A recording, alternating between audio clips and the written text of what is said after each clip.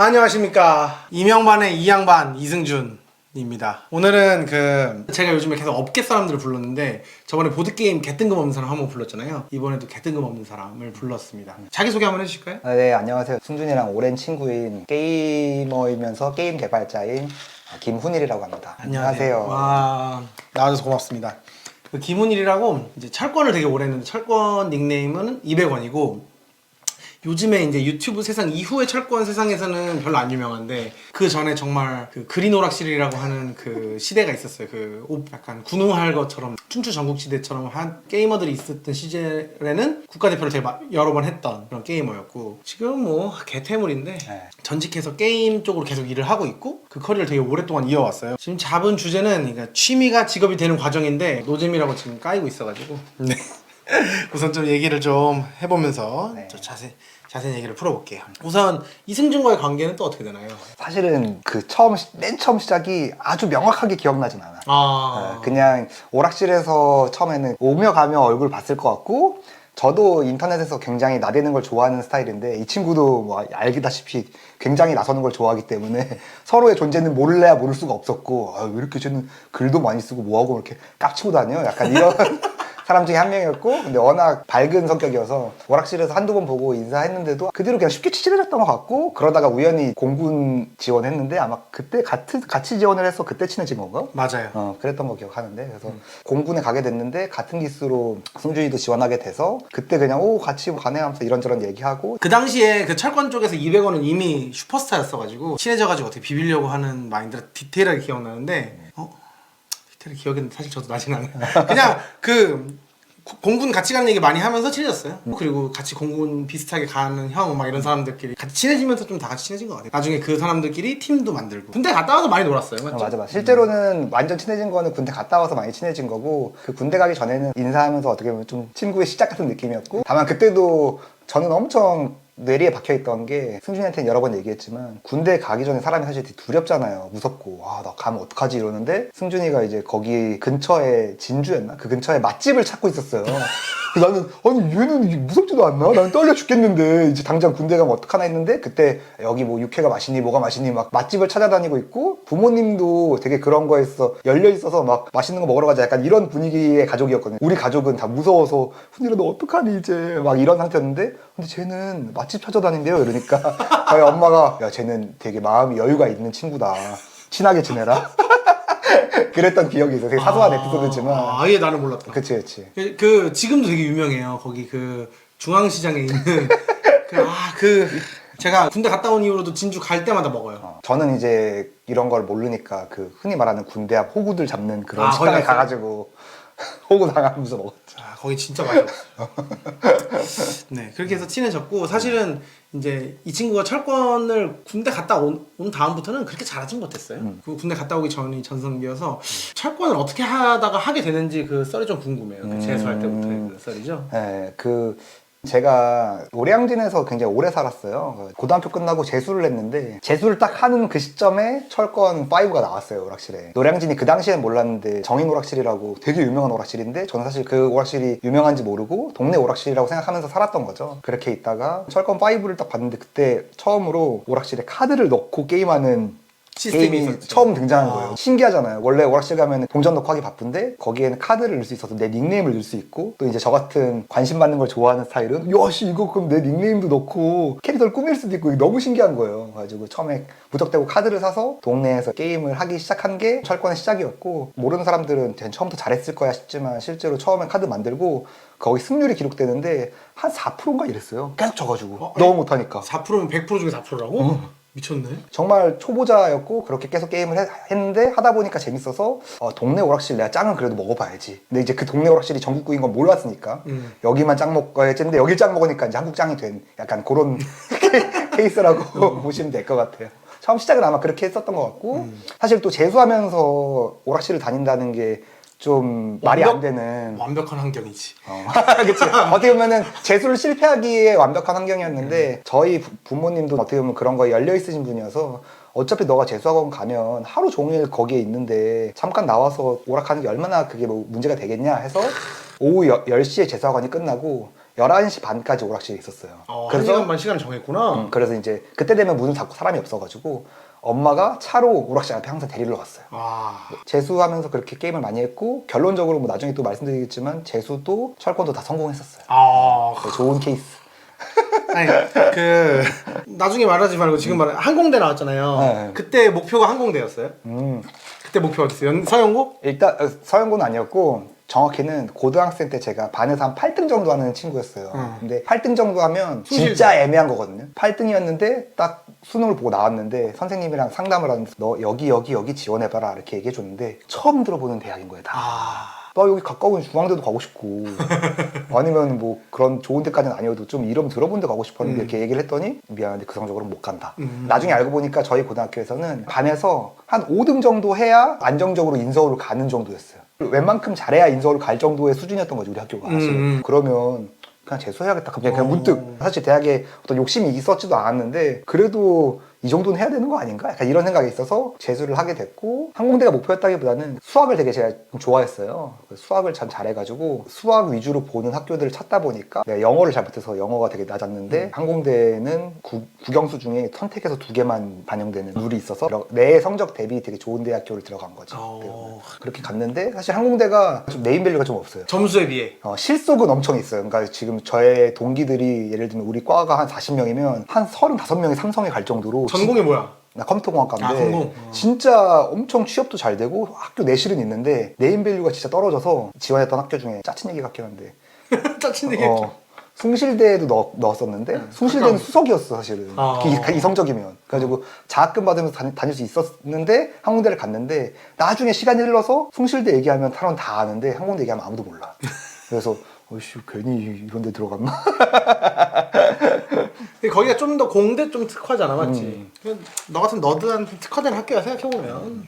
그래서 재수가 끝날 때쯤 항공대 입학이 결정될 때쯤 실력은 어느 정도로 올라왔어요? 철권 실력. 철권 실력은 그때는 이제 열심히 해서 사실은 그때도 뭐 아주 막 최고급 유저까지는 아니었어요. 대학 들어가기 전에는. 그래도 동네에서 이제 제 200원이라는 닉네임 쓰고 있는 애고 어느 정도 대회도 가끔 나오고 아주 잘하진 않지만 사람들이 기억하는 정도의 유저 정도는 됐던 것 같아요. 그 정도. 그 당시에는 사실은 잘하는 사람이라고 해도 지금에서 그 사람들을 보면 진짜 못하거든요. 그치. 그래서 수준이 아직 뭐 체계가 정립되기 전이기 때문에 제가 골랐던 캐릭터 저는 이제 안나라는 캐릭터를 했는데 그 안나에 대한 캐릭터에 대한 뭐 이해도가 있는 사람도 없었고 그러다 보니까 그때 혼자 열심히 했던 게 좀 많이 치고 나가서 사람들이 그래도 안나 하면 너 200원 좀 잘하잖아 약간 요 정도까지는 뭐 됐던 것 같아요. 그리고 이제 대학 가서 이제 목숨을 걸었겠죠? 네, 대학 가서 이제 제가 사실은 대학 가기 전까지 원래 엄청 찐따여가지고 여자랑 말을 해본 적이 없어요 거의.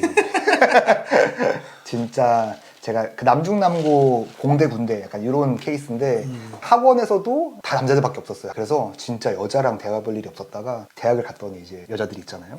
여자들이랑 노는 게 너무 재밌는 거야. 정확히 논다는 것도 찐따기 중에서는 대단히 노는 것도 아니고 얘기만 하고 같은 공간에서 밥만 먹어도 야 나 오늘 여자랑 밥 먹었다 거의 그런 느낌의 흥미가 있어서 거의 그때는 철권 50% 여자 50% 거의 그 정도로 인생을 갈아먹었다. 여자가 술 먹고 이런 것도 아니고 그냥 같이 뭔가 뭐 동아리 같은 걸 한다거나 이런 건가? 처음에는 그렇게 했다가 나중에는 연애도 좀 하고 미팅을 진짜 많이 했지. 일주일에 한 미팅을 한 4-5번 했지. 야 우리 되게 옛날 사람 같아. 완전 옛날 사람 아재. 키스 몇 살 때? 그런 찐따였어서 찐따였어요. 그거 아니면 그냥 오로지 철권이었다. 맞아. 그래서 그냥 철권만 했고 학교 생활도 공부에 대해서는 좀 관심이 많이 없었어요. 그러다 보니까 1학년 때는 거의 학사 경고도 받고 그냥 게임이랑 놀러 다니는 거에 집중하다 보니까 철권 되게 많이 했던 그랬던 것 같아요. 완전 약간 한국에서 탑 플레이어가 되는 계로 이제 인식되는 계기들이 있잖아요. 그게 언제쯤이었어요? 1학년 때였던 것 같은데 중요한 건 그런 거였던 것 같아요. 그 철권도 그렇고 어떤 거든 텃세 같은 게 있어요 사실은. 그러니까 기존의 고인물들이 있고 새로운 사람이 뭔가 이렇게 두각을 내면 응원도 해주지만 실제로는 되게 괄시하고 이런 게 어느 장르나 어느 분야에도 있기 때문에 근본 없다 이런 거. 철권에도 이미 철권 이전 시리즈에서 해왔던 강자들이 있고 저는 새로 진입한 사람이기 때문에 처음에는 약간씩 잘한다 하더라도 인정을 잘 안 해줘요. 정인 오락실에서 한번 팀 대회 같은 게 있었는데 되게 유명한 배틀팀의 프리스타일이라고 뭐 닌 홀맨 막 이런 되게 철권으로 치면 유명한 선수들이 있는 그런 팀들이 있는 팀이 있었는데 거기서 제가 그 팀을 올킬을 딱 하면서 아 올킬했어? 제가 되게 잘하는 애구나 같은 그 이미지가 생기고 그 뒤로 이제 밸런스라고 어쨌든 좀 유명 팀에서 스카웃을 해서 그때부터는 이제 어떻게 보면 그들과 어깨를 나란히 하는 그런 이제 유저가 됐고 그 뒤로는 사실 국가대표로 대회들 많이 나가게 되면서 그런 이제 이미지들을 좀 굳힌 뭐 그런 거라고 할 수 있죠. 그렇게 철권하고 군대 갔다 와서 철권을 계속 했단 말이죠. 그러면 철권 프로게이머로서의 성과 좀 얘기할 만한 성과들이 뭐가 있을까요? 큰 대회로 나간 걸로 치면은 투국이라고 그 세계 대회를 국가대표로 한 2번 나갔고 투극은 격투 게임 종목만 쫙 모아서 하는 세계 대회. 코로나 때 없었나? 어쨌든 없어졌어. 네, 없어졌어요. 그래서 투국 2번 나갔고 한국 대표로. 한국 대표로 테kken 크래시 그것도 이제 여러 번 나갔었고 그렇다고 해서 아까 승준이가 말하긴 했지만 제대하고 나서 했던 거에서는 유의미한 성과를 거두진 못했어요 사실.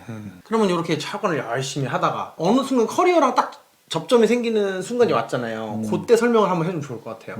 승준이가 처음에 얘기했지만 취미가 직업이 되는 과정이라고 비슷한 얘기를 했었는데 솔직히 말하면 의도된 거가 거의 없어요. 개운빨이었죠. 운빨도 운빨이고 실제로는 어떤 마음가짐이었냐면 게임을 좋아했지만 엄청나게 내가 특출나다 이런 생각은 전혀 사실 없었고 일반 성인 남성이라면 게임을 다 좋아하기 때문에 저도 그거랑 크게 다르지 않다고 생각했어요. 어릴 때부터 무슨 내가 게임 관련된 업을 가져야지 이런 생각은 전혀 없었고 졸업할 때도 나를 받아주고 나한테 월급을 줄 수 있는 회사라면 어디든 가고 싶다 거의 그 정도 수준이었어요. 왜냐면 취준생이라는 마인드는 사실은 취직을 하고 싶은 거지 내가 골라서 갈 수 있는 입장이 아니었기 때문에 저는 공부를 잘 못했어서 학점도 엄청 낮고 학점이 이때요? 이때입니다. 와우. 그래서 솔직히 좀 되게 부끄러운데 이런 얘기 해도 되나? 해도 돼. 저희는 아까 말씀드린 친구들이 삼성을 많이 갔다고 했잖아요. 근데 삼성이 서류를 하고 적성 검사를 하고 면접을 봐요. 근데 적성 검사가 약간 IQ 테스트 같은 거예요. 그래서 학교에서 적성 검사를 모의고사 같은 걸 보면 저는 엄청 잘 봤어요. 아, 이 친구가 맨살이에요. 그래서 그런 거에 좀 특화돼 있어. 적성 검사는 진짜 너무 쉬운 거예요. 근데 그 서류가 통과 기준이 되게 낮아요. 3.0만 넘는데 학점이. 그거는 우리 사람들이 고려하지 않아. 당연히 다 넘으니까. 똑바로 학교만 다녔으면. 학교만 다녔으면. 근데 사실 그게 안 넘는 거예요. 근데 안 다녔지. 친구들한테 그 얘기를 못 한 거예요. 부끄러워서. 왜냐면 다들 그거에 대해서 아무 신경도 안 쓰고 적성 검사만 하는데 나 혼자 학점이 안 돼서 못 한다는 얘기를 못 하겠는 거예요. 되게 그거구나. 사람들은 서로 학점은 모르지만 적성검사 점수 아니까 야 너 적성검사 개쩐다 막 이런 거 하고. 그치. 적성검사 같이 모의고사처럼 푸는 거니까 우리가. 근데 속으로는 창피한 약간 그런 느낌이었어. 그래서 근데 엄청 웃긴 게 지금에선 자신감이 있으니까 나 2점 몇이야 이렇게 얘기할 수 있지만 그치. 그 당시에는 그걸 숨기려고 다 같이 애들 적성검사 책 사고 이렇게 해서 했거든요. 저는 사실 못 보는 거예요. 학점이 안 되니까. 근데도 같이 적성검사 책도 샀어요.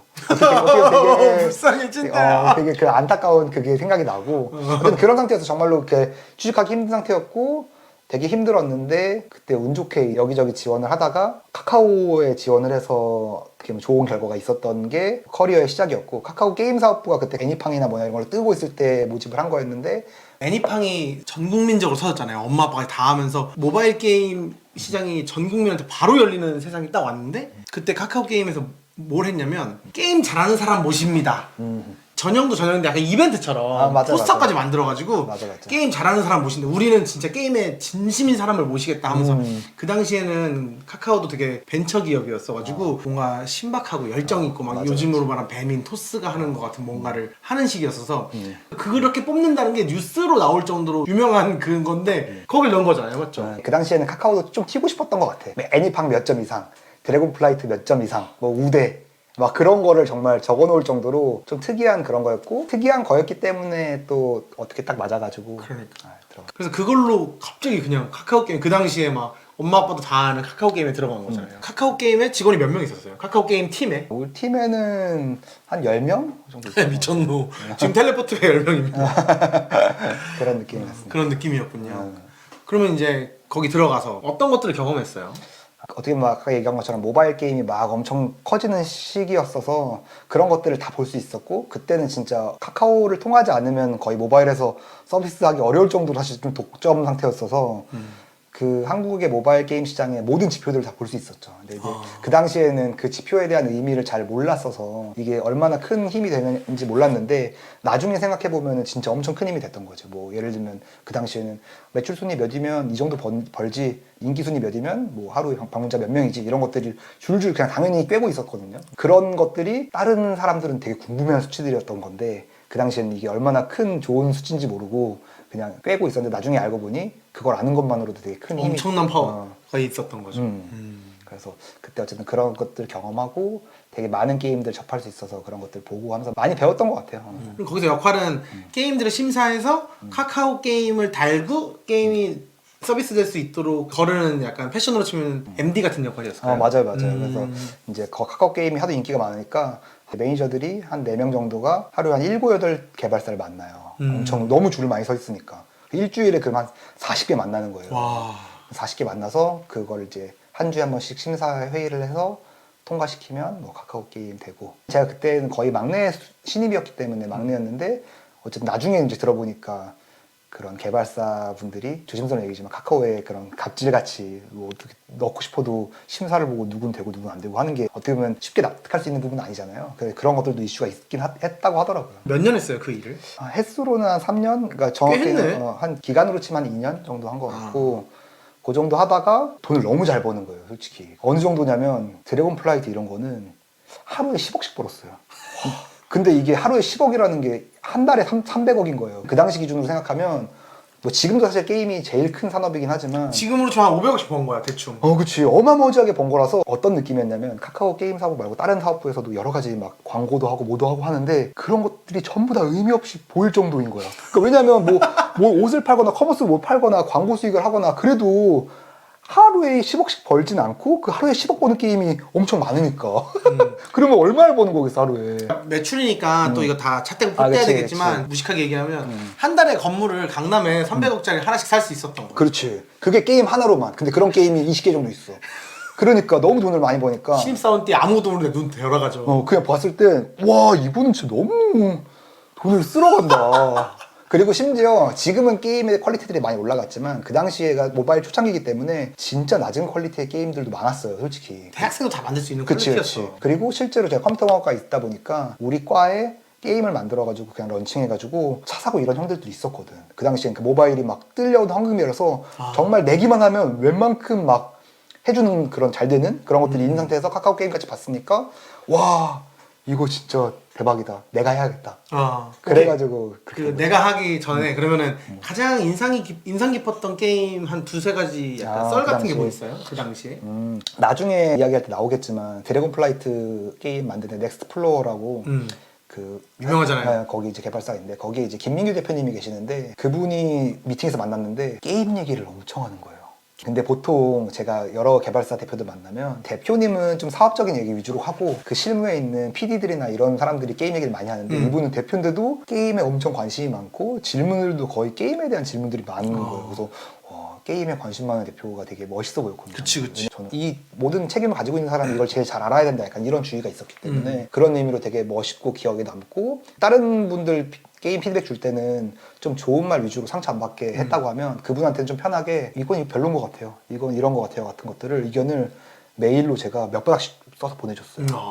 그분들 되게 좋아하시고 와 손일님 뭐 게임 관심 많으시네요. 약간 이런 식으로 좋아하시고. 약간 그런 느낌이네. 바쿠만 이런 거 보면은 드래곤볼도 그렇고 편집자랑 작가랑의 그치. 관계처럼 그런 식의 일을 했군요. 맞아. 약간. 그렇게 했죠. 그렇게 했는데 실제로 지금 생각해보면 의미 없어. 크게 반영되지는 않았을 것 같아요. 근데 그 사람 대 사람으로는 친밀도가 많이 쌓인 거지 그 과정에서. 열정을 봤으니까.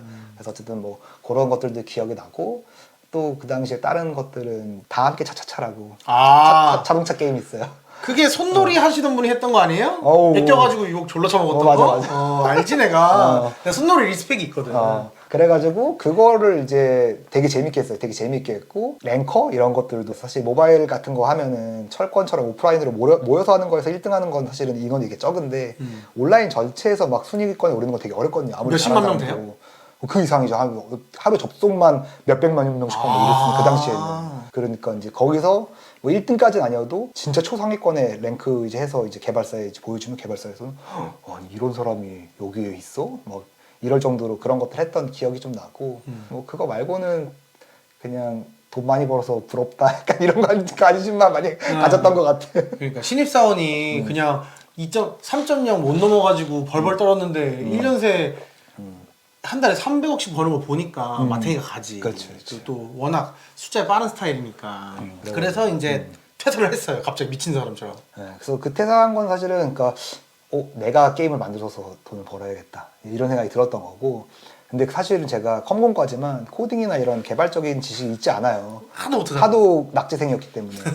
근데 카카오에 다니면서 그 게임잼이라고 스팟하게 사람들이 모여서 게임을 만드는 하루 이틀 뭐 며칠간 만들고 공유하고 뭐 이런 이제 행사들이 있어가지고 그런 게임잼들에 참여하게 되면서 제 또래의 개발자 디자이너들을 좀 알게 된 거죠. 그러면서 내가 카카오 다니면서 이것저것 봤는데 우리가 이 정도만 만들 수 있으면 성과를 낼 수 있으니까 한번 해보자라고 해서 개발자 1명, 디자이너 1명 데려와서 창업을 하게 됐죠. 게임 개발사를. 근데 그 게임 회사 이름이 김훈일 게임즈였단 말이에요. 아, 그쵸. 또 관종의 욕망이 지독해가지고. 그 관종의 욕망도 있고 그때 그런 게 있었어요. 카카오 게임즈에 있으면서 많은 개발사랑 많은 게임들을 보는데 징크스 같은 게 있었어요. 첫 번째가 게임 이름에 삼국이라는 게 들어가면 잘 안 된다. 왜냐면 그때 삼국지란 IP는 누구나 쓸 수 있는 IP여서 삼국지 IP를 쓰는 게임이 워낙 많았어요. 삼국땡땡 이렇게 너무 많이 나왔는데 다 잘 안 됐거든요. 그래서 우리는 심사할 때 삼국 붙은 거 보면 잘 안 되겠다. 솔직히 이런 생각을 했었고, 두 번째는 게임 개발사 이름에 대표 이니셜이나 대표 이름이 들어간 회사가 잘 안 된다. 그런 게 있었어요. 차라리 우리가 알고 있는 뭐 위메이드, 뭐 컴투스, 뭐 넷마블 이런 거는 상관없지만 되게 그때는 많은 개발사들이 왔으니까 JYP처럼 SMYG, JYP처럼 그런 것들이 진짜 많았는데 그런 개발사는 이상하게 항상 잘 안 됐어. 저는 또 이제 미신 이런 걸 별로 안 좋아하는 스타일이라서 그런 것들이 깨면 재밌겠다. 왜냐면 내가 나중에 카카오 게임이 혹시 입점한다면 그들도 똑같이 우리를 같이 했던 생각이니까 아이씨 이름이 들어가니까 잘 안 되겠다 이런 징크스들이 우리 랩에 있었으니까 그걸 깨고 싶다라고 해서 더 이제 제 이름을 쓴 것도 있고 물론 당연히 그런 이름이 재밌어 보여서 한 것도 있고 그렇게 창업을 했죠. 여담인데 미친놈이어서 이름을 무조건 빨간색으로 쓰는 거예요. 빨간색으로 쓰면 안 된다고 그러니까 진짜 광기가 있죠. 네. 그래서 그 게임 회사는 어떻게 됐나요?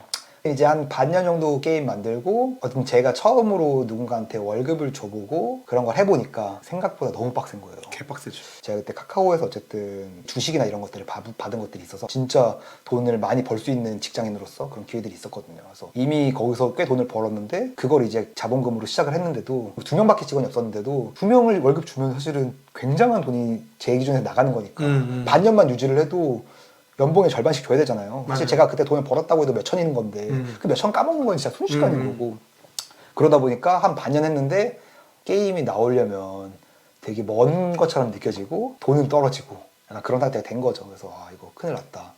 망했구나 이거. 너무 모르고 도전했다. 약간 이런 생각이었다가 아까 잠깐 이야기했던 넥스트플로어의 이제 김윤기 대표님한테 투자를 받아야겠다. 내 돈만으로는 만들 수가 없으니까. 찾아갔어? 찾아가서 게임 보여주고 저 이런 거 창업해서 게임 만들고 있어요. 이렇게 얘기했더니 그분이 좀 보시더니 훈일님 죄송한데 훈일님 게임 완성 못할 것 같습니다. 존나 멋있네. 그분은 알았겠지. 뭐든 이런 개발 많이 해봤으니까. 그러니까 사이즈가 딱 나오겠지. 보기만 해도. 그래서 지금 뭐 열정이나 아이디어나 이런 것들은 좋은데 이걸 다 만들기에는 너무 부족하다. 사람도 그렇고 경험도 그렇고 그래서 투자를 하긴 좀 어려울 것 같다. 하고 그래서 좋겠다. 망했구나.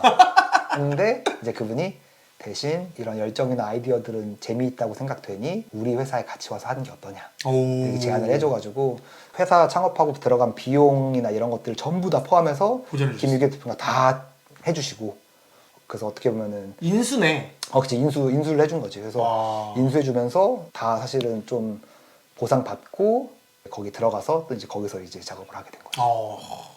운이 되게 좋았다. 첫 창업 치고는 금전적인 손해를 거의 안 보고 어떻게 보면 이득을 보고 끝났다. 그때 경험이 시도 자체가 무모하긴 했지만 그때 아니었으면 못했을 것 같기도 하고 지금은 못하지. 그래 그런 것들이 좋은 경험이었다. 어쨌든 그렇게 해서 이제 어떻게 보면 넥스트플로어에 들어가서 게임 만들게 된 그런 그리고 그 이후에는 사실 이제 회사원의 얘기니까 넥스트플로어였다가 그게 라인 게임즈가 됐죠. 라인 게임즈 계속 있다가 거기서 퇴사한 거죠. 내용 자체는 복잡한데 라인 게임즈에 갔다가 라인 게임즈에서 또 투자를 받아가지고 픽셀 크루즈라고 회사를 하나 또 창업을 했고 본인이 창업한 거예요? 그때는 이제 공동 창업자 3명 같이 해서 이제 창업을 했고 그게 이제 또 넷마블에 인수가 되면서 이번에 넷마블에 있다가 넷마블 자회사에 있었는데 폐업을 하면서 백수가 된 그런 상태입니다. 그렇군요. 그렇게 해서 이 친구가 진짜 재밌는 일들을 막 겪고 이제 또 새로운 챕터를 만들려고 하고 있어서 제가 불렀고 요 2부에서는 또 게임 관련된 얘기들을 좀 해볼까 합니다. 아, 요 카카오 얘기가 개꿀잼이긴 함. 그 시기가 중요해. 그런가? 알겠습니다. 그러면은 2부에서 돌아올게요.